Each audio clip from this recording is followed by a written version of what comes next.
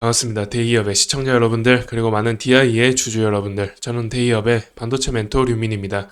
DI의 주가뿐만 아니라 많은 반도체 업체들, 종목들 다 빠지고 있는 상황이죠. 이렇게 주가가 약세장인 이유, 말씀을 드려보면서 엔비디아의 실적 전후로 좀 주목해봐야 되는 이유까지 말씀을 드려볼게요. 자, 우선은 이 SMH라는 지수도 빠졌었죠. 어제 전날짜에 저녁에 미국 장이 시작되고 새벽에 끝나죠. 그렇다 보니까 우리 국장에는 선행지수로서 좀 볼만하다라고 계속해서 말씀드리고 있고요. 그런 점에서 이제 어제 음봉이 나오면서 윗골이 좀 달린 음봉이 나왔습니다. 그에 따라서 지금 반도체 주식들이 비슷한 양상을 보여주고 있죠. 그 이유로 제가 5가지 정도 이유를 꼽았는데, 해리슨과 트럼프 구도가 지금 시작되면서 시장의 불확실성이 가중되고 있죠. 그에 따라서 사실 5번째 이유로 있지만은 코인의 수급이 좀 쏠리고 있습니다. 안전자산이라든지 이런 쪽으로 좀 쏠리고 있고, 그리고 이제 해리슨의 그 정책적인 기조가 이제 바이오 쪽에 마리아나라든지 뭐 바이오 쪽에 좀 힘이 실리는 그쪽으로 또 우리나라의 수급이 쏠리고 있고요. 또 방산 쪽은 아무래도 뭐 트럼프든 해리슨이든 연관이 있다고 볼 수가 있겠습니다. 그리고 반도체 기대감이라는 것이 아무래도 많이 반영이 되었었죠. 연초부터 시작해서 굉장히 많이 반도체 주식들이 올랐기 때문에 그 거품이 좀 빠지는 상황이다라고 보시면 되겠고, 그런 상황 속에서 사실 엔비디아 실적을 앞두고 있지만은 엔비디아 실적 때문에 이제 그 훨씬 많이 올랐단 말이죠. 지난 2분기 1분기 실적에서도요. 4월 달에서도 4월 달에도 엔비디아 실적이 나오고 나서 급등했기 때문에 그런 부분들 감안을 한다면 이번 실적 발표가 있고 나서도 충분히 올라갈 수 있다라고 말씀을 드릴 수 있겠습니다. 그리고 고금리 고환율이 계속해서 기조가 유지되고 있기 때문인데, 지금 5.5%에서 7월, 9월 달도 사실 금리 인하 가능성이 좀 사그라들고 있죠. 이 대선 이전으로 금리 인하를 하지 말라고 연준에 압박하고 있는 트럼프의 모습을 봤을 때 11월 달에 금리 인하가 될지 올해 인하가 될지 그것부터가 이미 좀 문제이기 때문에 조금 고환율이 다소 유지되고 있고, 어, 그 10년채 국채 금리도 좀 내려가지 못하고 있는 상황입니다. 여하튼 간에 9월에 금리가 인하하는 것도 힘들지도 모르겠다는 생각에 여하튼 시장 자체가 좀 빠지고 있지 않나 생각이 됩니다. 코스피도 빠지고 있고요. 2800을 좀 유지를 했어야 되는데 그것조차도 지키지 못하고 내려가고 있기 때문에 아무래도 하방 압력이 가해지고 있지 않나 생각이 됩니다. 자, 보시다시피 엔비디아의 실적이 5월 22일자에 나왔죠. 5월 22일자면 이 날짜인데 다소 횡보하다가 엔비디아의 실적이 나오고 나서 급등을 했죠. 전고점 부근에서 전고점을 뚫고 급등을 했습니다.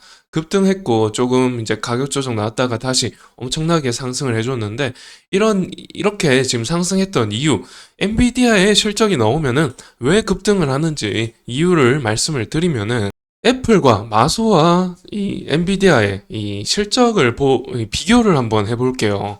일단은 영업이익률이 말이 안 됩니다. 일단 애플의 이 실적인데, 애플 실적을 보시게 되면 이거는 마소의 마이크로소프트의 실적입니다. 2,450억에서 1,000억이죠. 그러면은 실적 이 매출액 대비 영업이익률이 거의 40%죠. 그리고 애플의 실적을 보게 되면 매출액 대비 영업이익률이 거의 3, 40% 정도 됩니다. 3, 40% 정도 되고요. 엔비디아의 실적 보시면은 매출액이 1,200억이지만 영업이익률이 거의 80%, 거의 60에서 70% 정도 되죠. 이렇게 지금 영업이익률이 굉장합니다. 60에서 70% 정도 된다는 것은 아무래도 AI 반도체 칩 때문인데, AI 반도체 칩이 개당 1, 2천만 원 한다고 하니까 이게 아무래도 독점 시장이죠. AI 반도체에 대한 독점 때문에 이런 가격을 형성하고 있다라고 보고 있고요. 그리고 내년까지 독점 형태를 좀 유지하지 않을까. 그러면은 내년까지 영업이익률이 이 정도 될 것이다라고 볼 수가 있고, 그리고 사실 데이터 센터가 지금 4배 정도 수요가 생겨 있죠. 24년도에 4배 정도 수요가 생겼고, 뭐 구글이라든지 아마존이라든지 이런 업체들이 데이터 센터를 짓고 있습니다.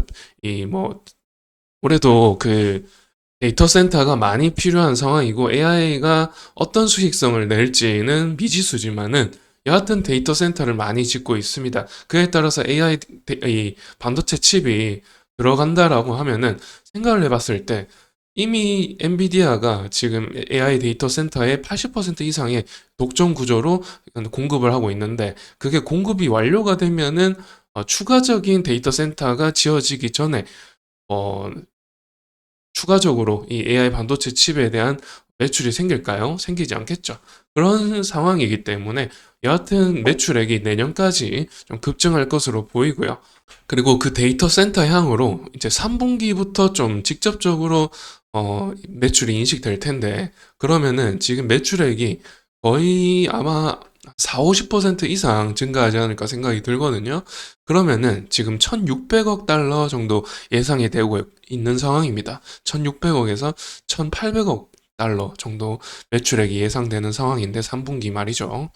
24년 3분기에 이 정도 매출액이 예상되는 상황 속에서 그러면은 실적 부분이 거의 60, 70% 영업이익이 나온다고 생각했을 때 영업이익이 거의 1,040억 달러 정도 예상을 해볼 수가 있는 상황입니다. 그랬을 때 이 애플과 이 마소의 영업이익을 보시게 되면 거의 비슷하죠. 영업이익률 때문에 이렇게 비슷하게 나오고 있는 것이고 그에 따라서 지금 시총 1, 2, 3위를 다투고 있다. 이 때문입니다. 바로 이 때문에 다투고 있다고 보시면 되겠습니다. 그런 상황에서 TSMC의 순이익도 10조 정도 예상이 되고 있고 하이닉스도 지금 장비를 상반기에만 189% 설비 투자를 수직 상승하고 있죠. 그런데 3분기부터 HBM3E 관련해서 또 캐파 증설을 하고 있는 상황이니 여하튼 간에 HBM3E를 단독 공급할 상황이죠.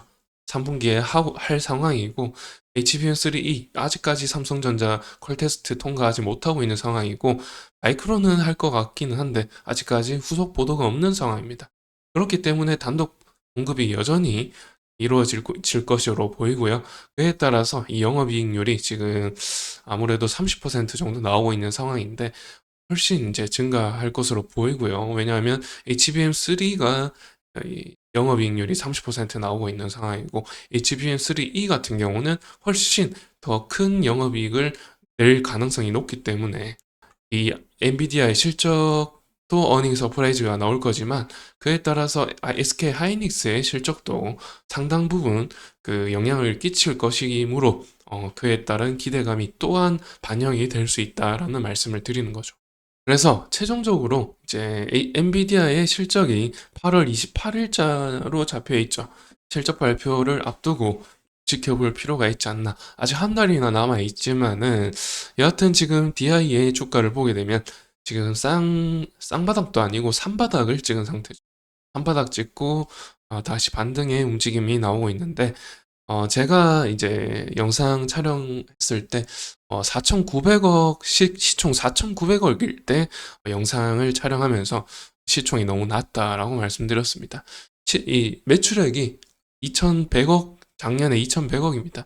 그런데 하이닉스 향으로 매출액 계속 증가할 전망이기 때문에 3분기에 이천 공장이라든지 청주 공장이라든지 그쪽으로 매출액이 증가할 전망이기 때문에 여하튼 간에 좀 지켜볼 필요가 있지 않나 말씀을 드리는 거고요. 그러면 이번 영상은 이렇게 마치도록 하고요. 아무튼 지켜봐야 된다는 말씀 드리면서 마치도록 하겠습니다. 새로운 이슈 가지고 또 찾아뵙도록 하고요. 영상이 좋으셨다면 좋아요와 구독 부탁드립니다. 다음 영상에서 찾아뵙도록 하겠습니다. 감사합니다.